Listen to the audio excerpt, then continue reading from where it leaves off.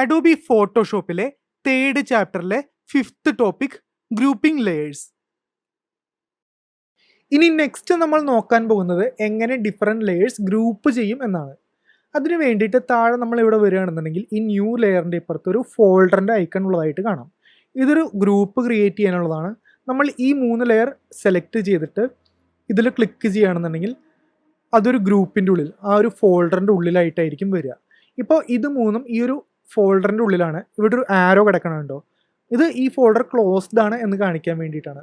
നമ്മൾ ഇതിൻ്റെ മുകളിൽ ക്ലിക്ക് ചെയ്യുകയാണെന്നുണ്ടെങ്കിൽ ഈ ആരോയുടെ മുകളിൽ ക്ലിക്ക് ചെയ്യുകയാണെന്നുണ്ടെങ്കിൽ അത് ഓപ്പൺ ആയിട്ട് വരും. അതിൻ്റെ താഴെയുള്ള കംപ്ലീറ്റ് ലെയേഴ്സ് കാണിക്കും. ഇപ്പോൾ ചുരുക്കി പറഞ്ഞു കഴിഞ്ഞാൽ ഈ 3 ലെയറും ഈ ഒരു ഗ്രൂപ്പിൻ്റെ ഉള്ളിലാണ് വരിക.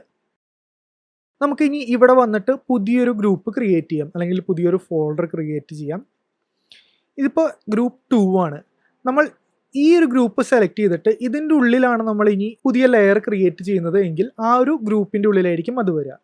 ഇതിൻ്റെ ഉള്ളിൽ നമ്മൾ ബ്രഷ് വീണ്ടും എടുത്തിട്ട് നമ്മൾ കളർ ചേഞ്ച് ചെയ്തു, റെഡ് എടുത്തിട്ട് ഒരു ലൈൻ വരയ്ക്കുകയാണ്.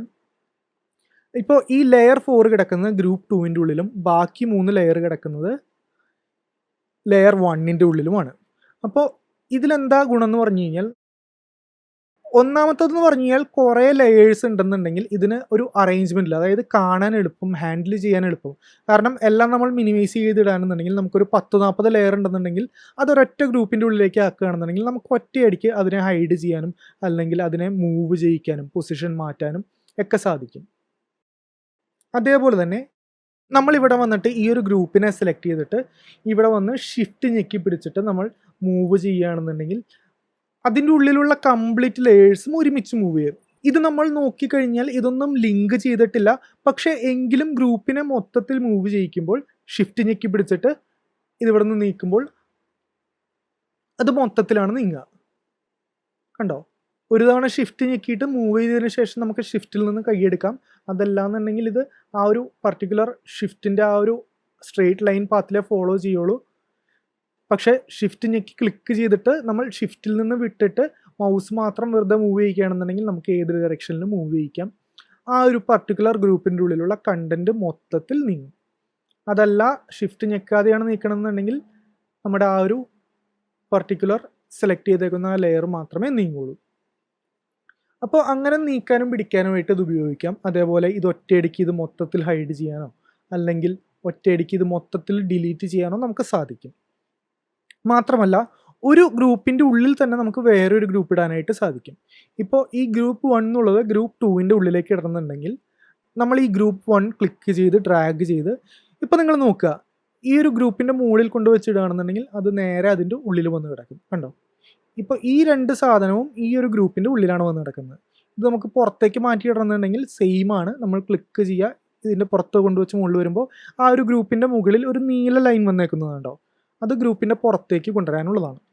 ഇത് തന്നെയാണ് ലെയറിനും ഇതുപോലെ തന്നെ ചെയ്യാം. നമ്മൾ ക്ലിക്ക് ചെയ്തിട്ട് ഗ്രൂപ്പിൻ്റെ പുറത്തേക്ക് കൊണ്ടുവരികയാണെന്നുണ്ടെങ്കിൽ ഇതിപ്പോൾ ഈ 4 എന്ന് പറയുന്ന ലെയർ ഒരു ഗ്രൂപ്പിലുമില്ല, 2 ഗ്രൂപ്പിൻ്റെയും പുറത്താണ് കിടക്കുന്നത്. തിരിച്ച് നമുക്കിത് ഗ്രൂപ്പ് 2ൻ്റെ ഉള്ളിലേക്ക് ഇടണമെന്നുണ്ടെങ്കിൽ നമ്മൾ ക്ലിക്ക് ചെയ്യുക, അതിൻ്റെ ഉള്ളിൽ കൊണ്ടുവിടുക. അതല്ല ഗ്രൂപ്പ് 1ൻ്റെ ഉള്ളിലേക്കാണ് ഇടേണ്ടത് എന്നുണ്ടെങ്കിൽ അതിനും നമുക്ക് സാധിക്കും. നമ്മൾ ക്ലിക്ക് ചെയ്ത് ഡ്രാഗ് ചെയ്ത് അതിൻ്റെ ഉള്ളിൽ കൊണ്ടുപോയി ഇട്ടാൽ മതി. മാത്രമല്ല ഒരു ഗ്രൂപ്പിൻ്റെ ഉള്ളിലാണ് നമ്മൾ നിൽക്കുന്നത് എന്നുണ്ടെങ്കിൽ ഇനി നമ്മൾ ഈ ഒരു ലെയർ സെലക്ട് ചെയ്തിട്ട് ഇവിടെ ഒരു ഗ്രൂപ്പ് ക്രിയേറ്റ് ചെയ്യുകയാണെന്നുണ്ടെങ്കിൽ ആ ഗ്രൂപ്പ് വരുന്ന ആ ലെയറിൻ്റെ മുകളിലായിരിക്കും, അതായത് ഗ്രൂപ്പ് 1ൻ്റെ ഉള്ളിൽ. കണ്ടോ? ഈ ഗ്രൂപ്പ് 3 വന്നേക്കുന്ന ഗ്രൂപ്പ് 1ൻ്റെ ഉള്ളിലാണ്. നമ്മളിവിടെ ഒരു പുതിയ ഗ്രൂപ്പ് ക്രിയേറ്റ് ചെയ്തിട്ട് അത് നമുക്ക് ഇതിൻ്റെ ഉള്ളിലേക്ക് വലിച്ചിടാനായിട്ട് സാധിക്കും. ഇങ്ങനെ എത്ര വേണമെങ്കിലും നെസ്റ്റഡ് ആയിട്ട് നമുക്ക് ഗ്രൂപ്പ്സും ലെയേഴ്സും സെറ്റ് ചെയ്യാനായിട്ട് സാധിക്കും. എന്നിട്ട് ഇതിൻ്റെ ഉള്ളിൽ ഇത്ര കോംപ്ലക്സ് ആയിട്ട് കിടക്കുന്ന സാധനം ഞാൻ ഒറ്റയടിക്ക് അതിൽ ക്ലിക്ക് ചെയ്ത് കഴിഞ്ഞപ്പോൾ അത് മൊത്തം അതിൻ്റെ ഉള്ളിലേക്ക് ക്ലോസ്ഡ് ആയിപ്പോയി. ഇനി നമുക്ക് ഗ്രൂപ്പ് 1 എന്നുള്ളത് മാത്രമേ കാണുള്ളൂ. അപ്പോൾ നമുക്ക് വലിയ വലിയ പ്രൊജക്ട്സ് ഒക്കെ ആണെന്നുണ്ടെങ്കിൽ കുറേ ലെയേഴ്സ് വരുമ്പോൾ നമുക്ക് ഇങ്ങനെ ഈസിലി ഹാൻഡിൽ ചെയ്യാനായിട്ട് സാധിക്കും. നമ്മൾ ശ്രദ്ധിക്കേണ്ട കാര്യം തുടക്കത്തിലെ തന്നെ ലെയേഴ്സ് ഗ്രൂപ്പ് ചെയ്ത് പഠിക്കുക. കാരണം എന്താണെന്ന് വെച്ച് കഴിഞ്ഞാൽ നമ്മൾ എപ്പോഴും ഒരു ഓർഡർ ഫോളോ ചെയ്യുകയാണെന്നുണ്ടെങ്കിൽ നമുക്ക് കുറച്ചുകൂടെ ഈസി ആയിരിക്കും വർക്ക് ചെയ്യാൻ. നമുക്കിനി ഈ 2 ഗ്രൂപ്പും ഡിലീറ്റ് ചെയ്ത് കളയാം. ഇത് ചോദിക്കുന്നത് ഡിലീറ്റ് ചെയ്യുമ്പോൾ ഗ്രൂപ്പ് മാത്രമാണോ ഡിലീറ്റ് ചെയ്യേണ്ടത് അതോ കണ്ടൻറ്റും ഡിലീറ്റ് ചെയ്യണമെന്നാണ്. ഇതിൽ ഗ്രൂപ്പ് ഉള്ളി എന്ന് പറയുകയാണെന്നുണ്ടെങ്കിൽ ആ ഗ്രൂപ്പ് മാത്രം ഡിലീറ്റ് ആക്കും, അതിൻ്റെ ഉള്ളിലുള്ള കണ്ടൻറ്റ് മൊത്തം പുറത്ത് വന്ന് കിടക്കും. ഇത് നമുക്ക് ഗ്രൂപ്പ് ഉള്ളിൽ ക്ലിക്ക് ചെയ്യാം. കണ്ടോ ആ ഒരു ഗ്രൂപ്പ് അവിടെ നിന്ന് ഡിലീറ്റ് ആയി, പക്ഷെ അതിൻ്റെ ഉള്ളിൽ ഉണ്ടായിരുന്ന ഇത്രയും കണ്ടന്റ് ഡിലീറ്റ് ആയിട്ടില്ല. അതേസമയം നമ്മൾ ഇത് ഗ്രൂപ്പ് ആൻഡ് കണ്ടന്റ് ക്ലിക്ക് ചെയ്യുകയാണെന്നുണ്ടെങ്കിൽ അതിൻ്റെ ഉള്ളിലുണ്ടായിരുന്ന കണ്ടന്റ് അടക്കം പോയി.